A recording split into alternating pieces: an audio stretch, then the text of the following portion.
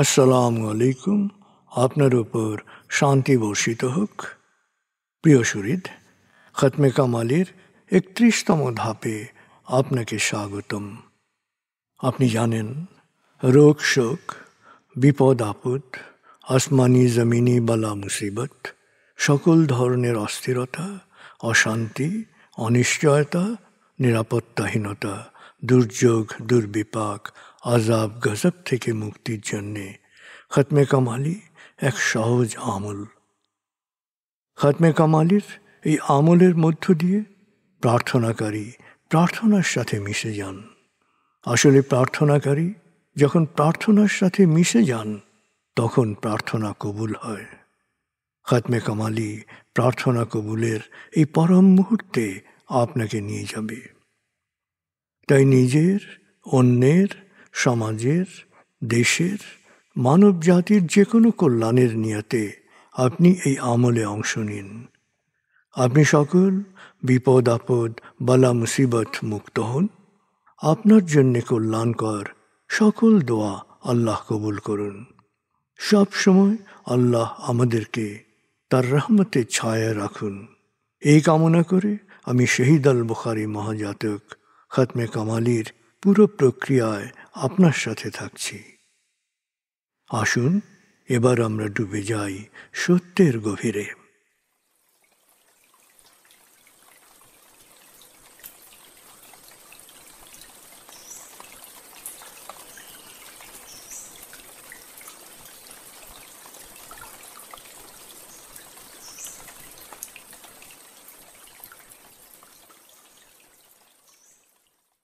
হে আল্লাহ, বিতাড়িত শয়তান থেকে আমি তোমার আশ্রয় প্রার্থনা করছি। দয়াময় মেহেরবান আল্লাহর নামে। আয়াতুল মুলক।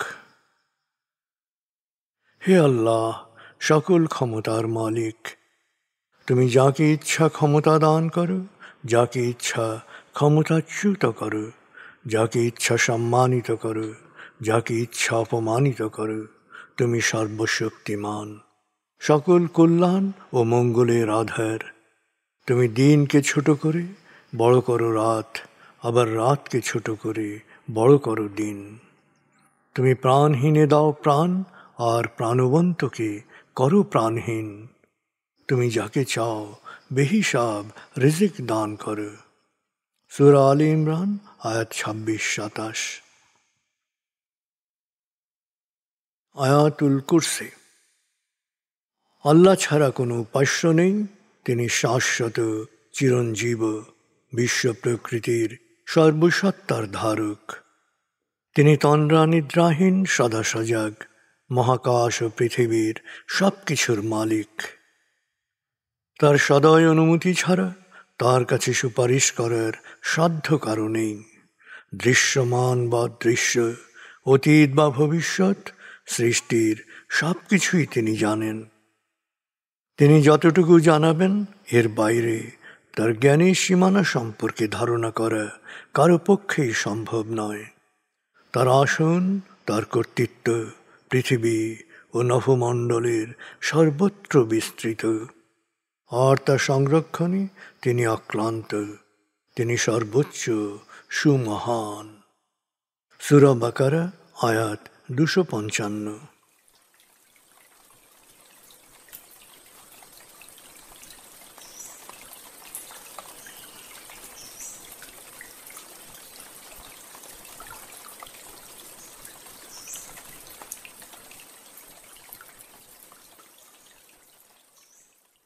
আসুন আমরা ধীরে ধীরে ডুবে যাই হৃদয়ের গভীরে নবী প্রেমে।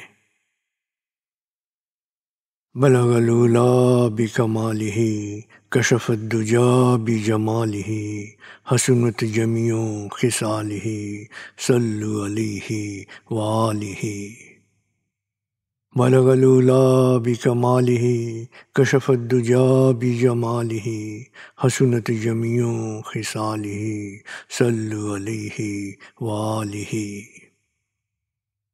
بلغ العلا بكماله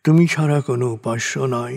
তুমি মহাপবিত্র, আমি পাপী, আমি গুনাহগার, আমায় ক্ষমা করো। প্রভু হে, তুমি ছাড়া কোনো উপাস্য নাই। তুমি মহাপবিত্র, আমি পাপী, আমি গুনাহগার, আমায় ক্ষমা করো। প্রভু হে, তুমি ছাড়া কোনো উপাস্য নাই। তুমি মহাপবিত্র, আমি পাপী, আমি গুনাহগার, আমায় ক্ষমা করো। প্রভু হে, তুমি ছাড়া কোনো উপাস্য নাই। তুমি মহাপবিত্র, আমি পাপী, আমি গুনাহগার, আমায় ক্ষমা করো। প্রভু হে, তুমি ছাড়া কোনো উপাস্য নাই। তুমি মহাপবিত্র, আমি পাপী, আমি গুনাহগার, আমায় ক্ষমা করো। প্রভু হে, তুমি ছাড়া কোনো উপাস্য নাই। তুমি মহাপবিত্র, আমি পাপী, আমি গুনাহগার, আমায় ক্ষমা করো। প্রভু হে, তুমি ছাড়া কোনো উপাস্য নাই। তুমি মহাপবিত্র, আমি পাপী, আমি গুনাহগার, আমায় ক্ষমা করো। প্রভু হে, তুমি ছাড়া কোনো উপাস্য নাই। তুমি মহাপবিত্র, আমি পাপী, আমি গুনাহগার, আমায় ক্ষমা করো। প্রভু হে, তুমি ছাড়া কোনো উপাস্য নাই। তুমি মহাপবিত্র, আমি পাপী, আমি গুনাহগার, আমায় ক্ষমা করো। প্রভু হে, তুমি ছাড়া কোনো উপাস্য নাই। তুমি মহাপবিত্র, আমি পাপী, আমি গুনাহগার, আমায় ক্ষমা করো। প্রভু হে, তুমি ছাড়া কোনো উপাস্য নাই। তুমি মহাপবিত্র, আমি পাপী, আমি গুনাহগার, আমায় ক্ষমা করো। প্রভু হে, তুমি ছাড়া কোনো উপাস্য নাই। তুমি মহাপবিত্র, আমি পাপী, আমি গুনাহগার, আমায় ক্ষমা করো। প্রভু হে, তুমি ছাড়া কোনো উপাস্য নাই। তুমি মহাপবিত্র, আমি পাপী, আমি গুনাহগার, আমায় ক্ষমা করো। প্রভু হে, তুমি ছাড়া কোনো উপাস্য নাই। তুমি মহাপবিত্র, আমি পাপী, আমি গুনাহগার, আমায় ক্ষমা করো। প্রভু হে, তুমি ছাড়া কোনো উপাস্য নাই। তুমি মহাপবিত্র, আমি পাপী, আমি গুনাহগার, আমায় ক্ষমা করো। প্রভু হে, তুমি ছাড়া কোনো উপাস্য নাই। তুমি মহাপবিত্র, আমি পাপী, আমি গুনাহগার, আমায় ক্ষমা করো। প্রভু হে, তুমি ছাড়া কোনো উপাস্য নাই। তুমি মহাপবিত্র, আমি পাপী, আমি গুনাহগার, আমায় ক্ষমা করো।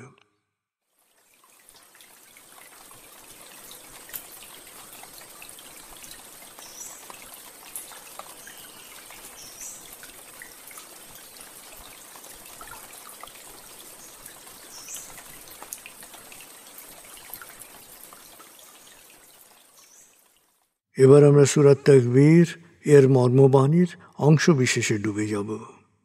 তারপর ডুবে যাব আজকের জন্য নির্ধারিত সূরার তেলাওয়াত ও মর্মবাণীতে। 81 সূরা তাকবীর। দয়াময় মেহেরবান আল্লাহর নামে। যখন সূর্য অন্ধকারে ঢেকে যাবে, যখন তারকারাজি নিজেদের আলো হারাবে, যখন পর্বতমালা মরীচিকার ন্যায় উধাও হবে, যখন পূর্ণ গর্ভবতী উটনী পরিত্যক্ত হবে, যখন সকল বন্য পশুকে একত্র করা হবে, যখন সমুদ্রের জলরাশি স্ফীত হবে, যখন দেহে আবার আত্মা সংযুক্ত হবে, যখন জীবন্ত কবর দেয়া শিশুকন্যাকে জিজ্ঞেস করা হবে কি অপরাধে তাকে হত্যা করা হয়েছিল, যখন প্রত্যেকের আমলনামা দেখানো হবে, যখন আকাশের আবরণ সরানো হবে, যখন জাহান্নামের আগুন গনগনে লাল করা হবে, যখন জান্নাতকে দৃশ্যমান করা হবে, সেদিন প্রত্যেকেই জানতে পারবে কি পরিণতির জন্যে সে নিজেকে প্রস্তুত করেছে, বুঝতে পারবে কি করা উচিত ছিল আর কি করা উচিত হয়নি। সাক্ষী আবর্তনশীল নক্ষত্র, কক্ষপথে দৃশ্যমান গ্রহসমূহ যা এক সময় অদৃশ্য হয়, সাক্ষী রাতের অবসান মুহূর্ত এবং প্রভাতের আগমন কাল। নিশ্চয়ই এই কোরআন আরশের সার্বভৌম অধিপতির নিকট উচ্চ মর্যাদা সম্পন্ন সম্মানিত রসুলের মুখ নিঃসৃত, যার কথা অবশ্যই বিশ্বাসযোগ্য ও মানা উচিত।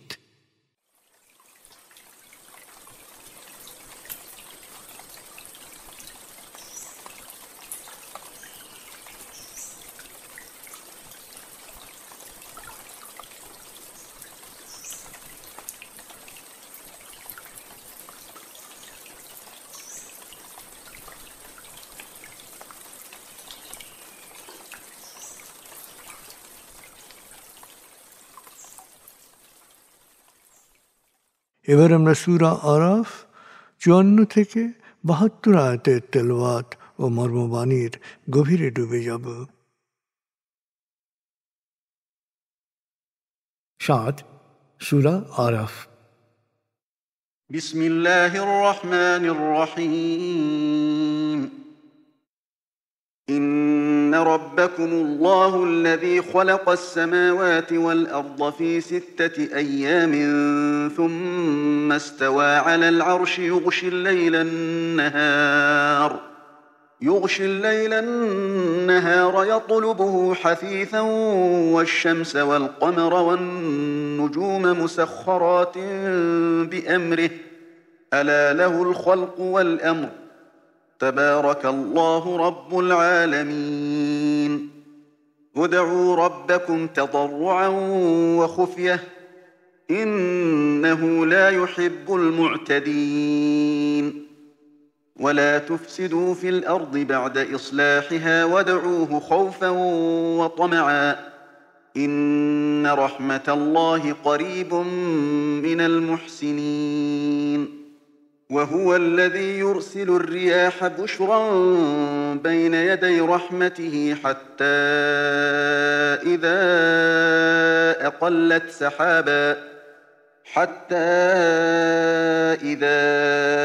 أقلت سحابا ثقالا سقناه لبلد ميت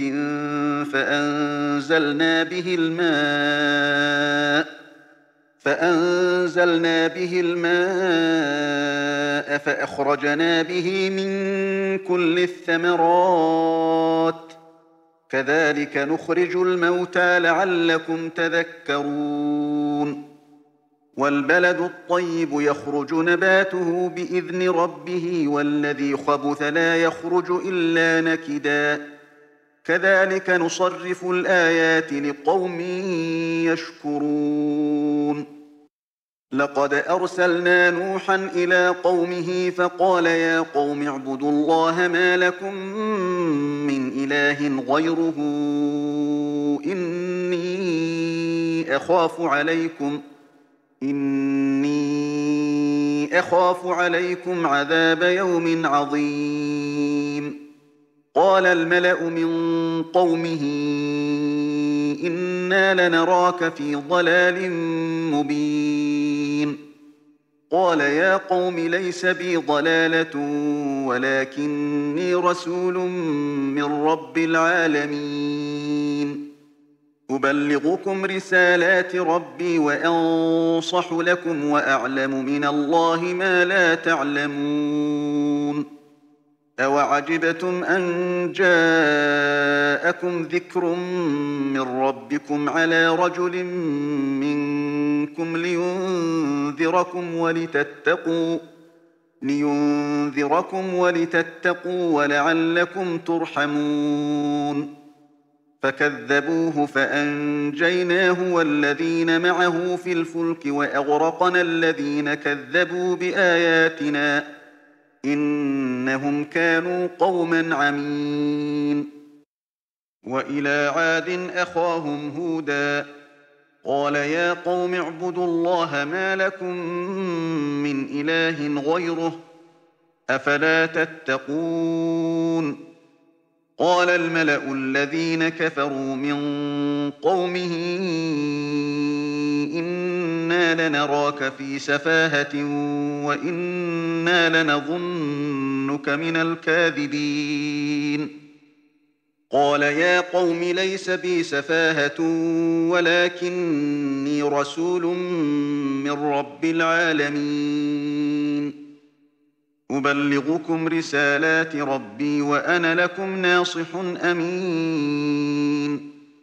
أوعجبتم أن جاءكم ذكر من ربكم على رجل منكم لينذركم واذكروا إذ جعلكم خلفاء من بعد قوم نوح وزادكم في الخلق بسطة فاذكروا آلاء الله لعلكم تفلحون.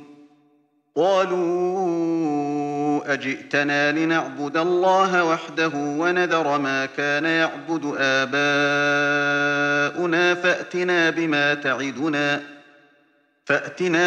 تعدنا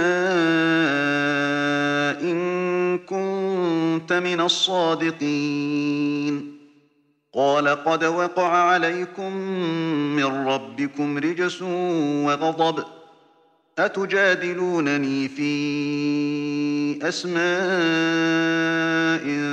سميتموها أنتم وآباؤكم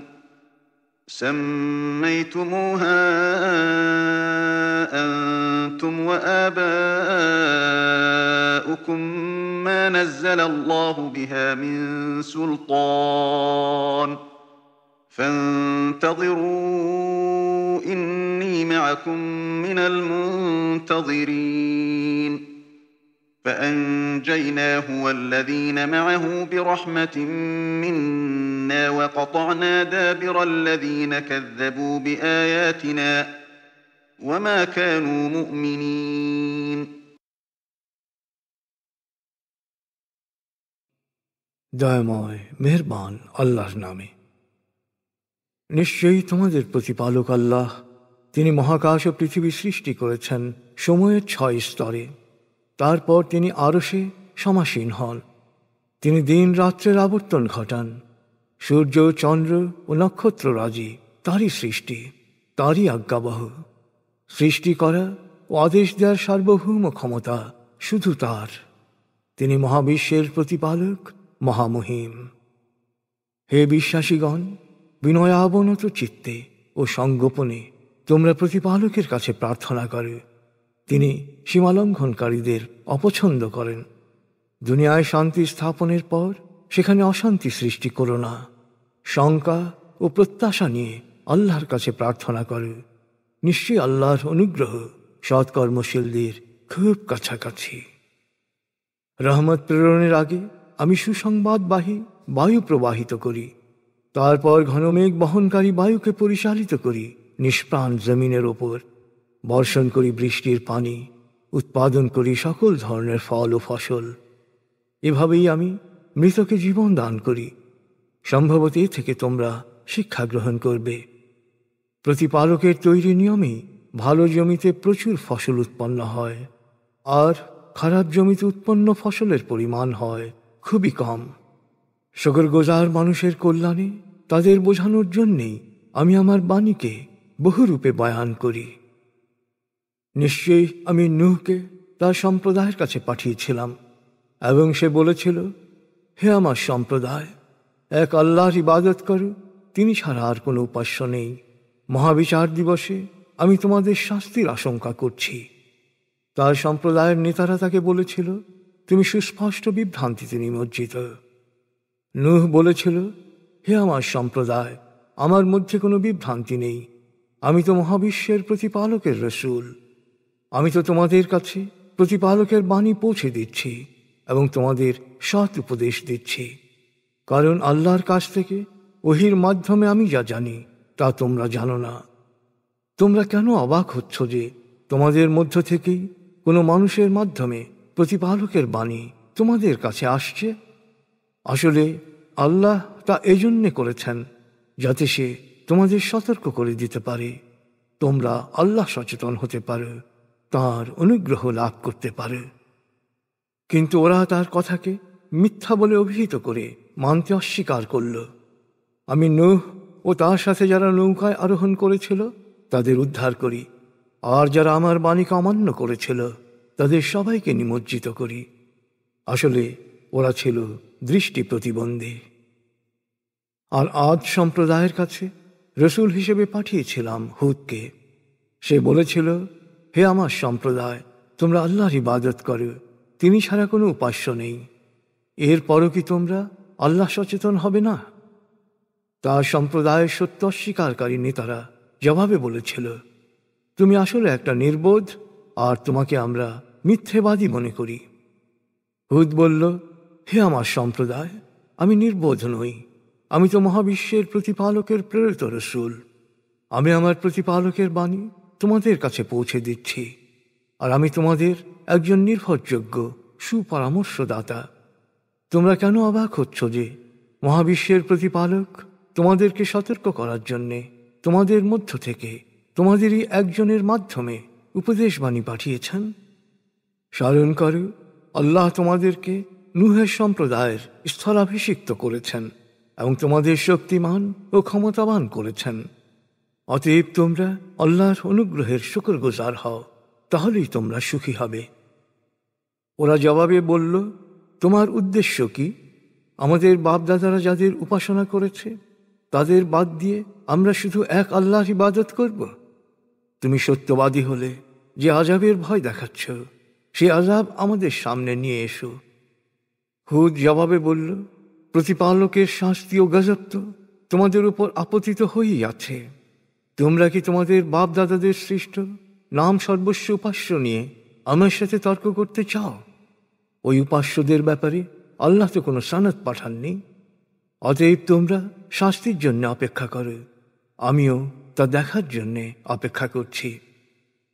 তারপর আমি নিজ অনুগ্রহে হুদ ও তার সঙ্গীদের উদ্ধার করি, আর যারা আমার বাণীকে বিশ্বাস না করে প্রত্যাখ্যান করেছিল তাদের সমূলে বিনাশ করি।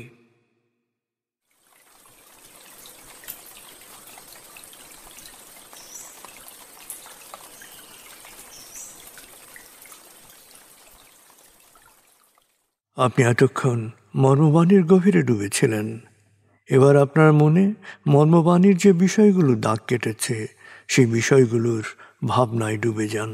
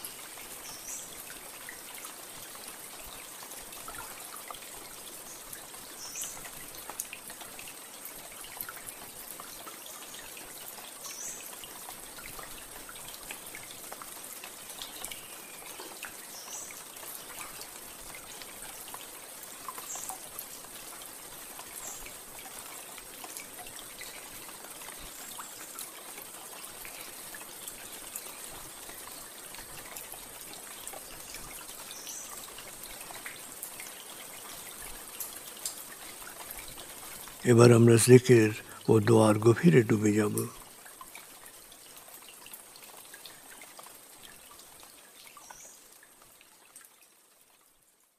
এবার হালকাভাবে চোখ বন্ধ করুন, লম্বা দম নিন, নাক দিয়ে দম নিন, আস্তে আস্তে মুখ দিয়ে দম ছাড়ুন।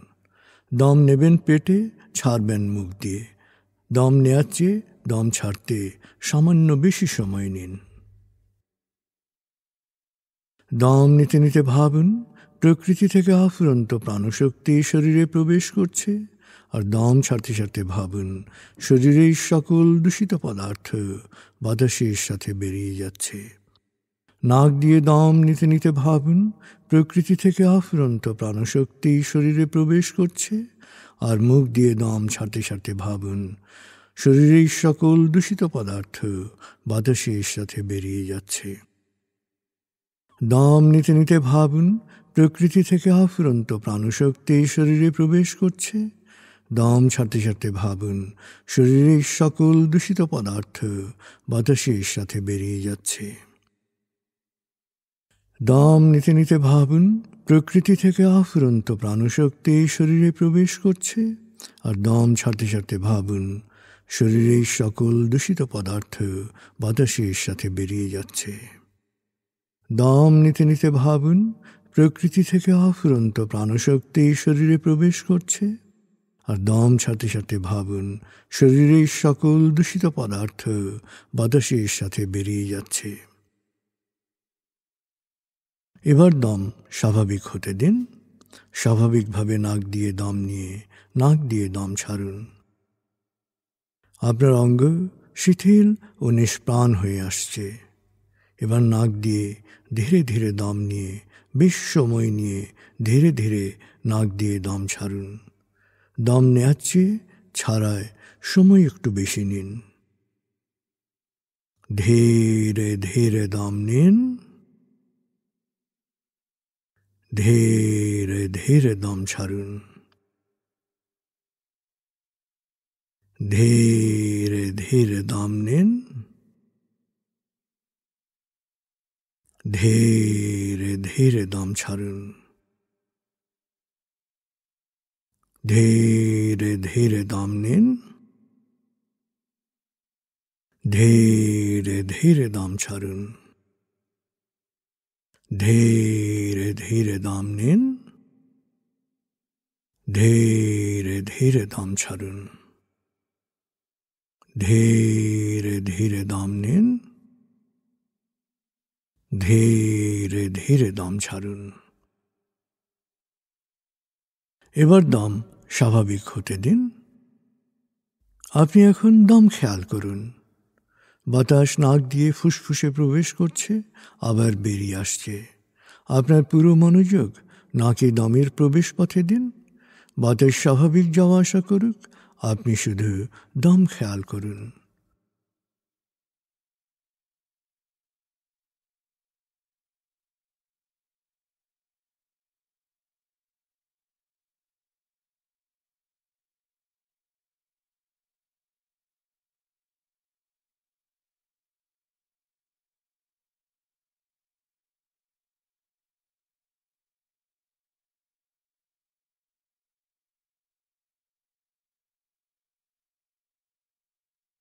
অনুভব করুন আপনার শরীর ভারী লাগতে শুরু করেছে। আরাম আরাম আরাম অনুভব করুন শীতলতা স্রোতের মতো, বরফ গলা পানির মতো আপনার মাথা থেকে শরীর বেয়ে নিচের দিকে নেমে যাচ্ছে।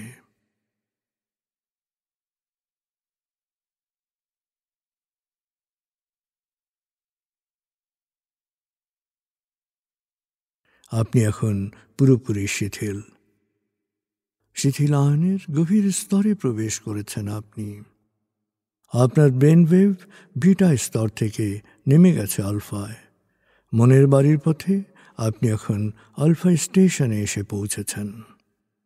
এই স্টেশনে আপনার জন্য রয়েছে বিশেষ ওয়েটিং রুম। আলফা স্টেশন থেকে আপনি এখন মনের বাড়িতে যাচ্ছেন। আমি গণনা শুরু করছি। 19,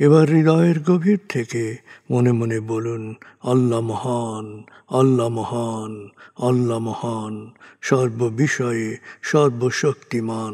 তিনি একক ও অদ্বিতীয়, তিনি একমাত্র উপাস্য।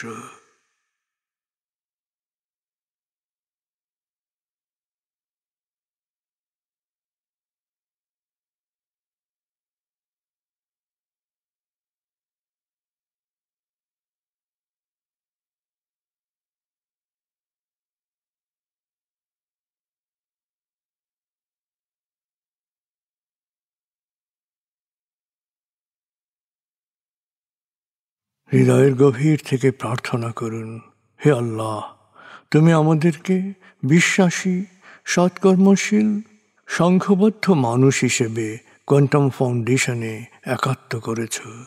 হে আল্লাহ, কোয়ান্টাম ফাউন্ডেশনকে এ যুগের আলোকবর্তিকা হিসেবে, সহস্রাব্দের বাতিঘর হিসেবে কবুল করো। কোয়ান্টাম ঘরে ঘরে, মেডিটেশন ঘরে ঘরে এ অনুরণন সার্থক করো।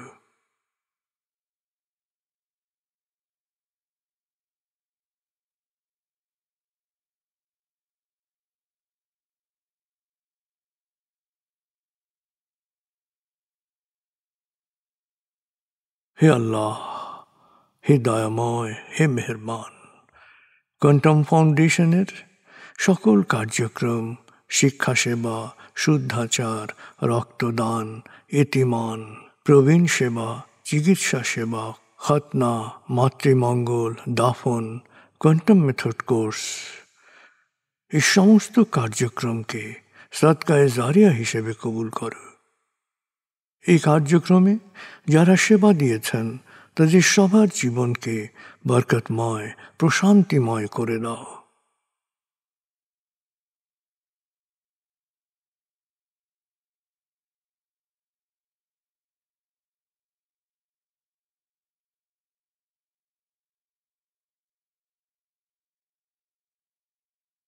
হে আল্লাহ, গত 30 বছর ধরে ফাউন্ডেশনের কাজগুলোকে গতিশীল রাখার জন্যে যারা নিয়মিত দান করেছেন, যারা এককালীন দান করেছেন, যারা জাকাত দিয়েছেন, যারা স্থাবর অস্থাবর সম্পত্তি দান করেছেন, তাদের সবার দানকে তুমি সৎ দান হিসেবে কবুল করো, সদকায়ে জারিয়া হিসেবে কবুল করো। তাদের পরিবারে সুখ ও প্রশান্তি দান করো, তাদের ধন সম্পত্তিতে বরকত দান করো।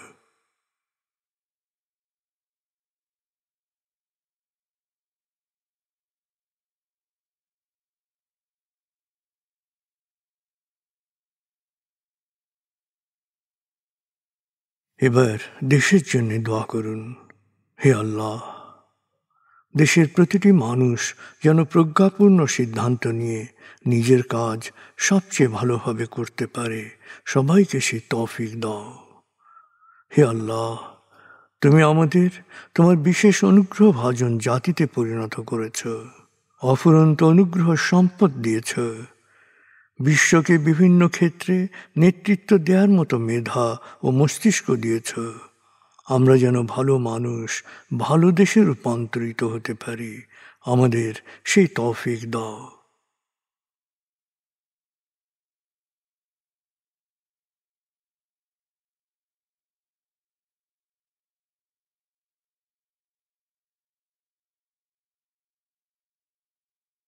ভালো মানুষ, ভালো দেশ, স্বর্গভূমি বাংলাদেশ।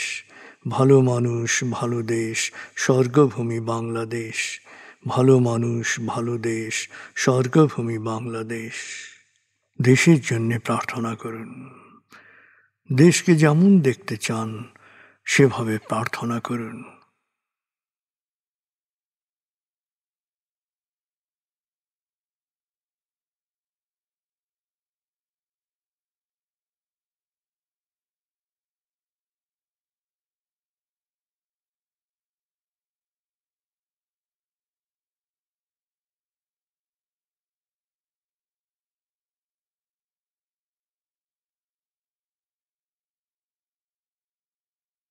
হে আল্লাহ,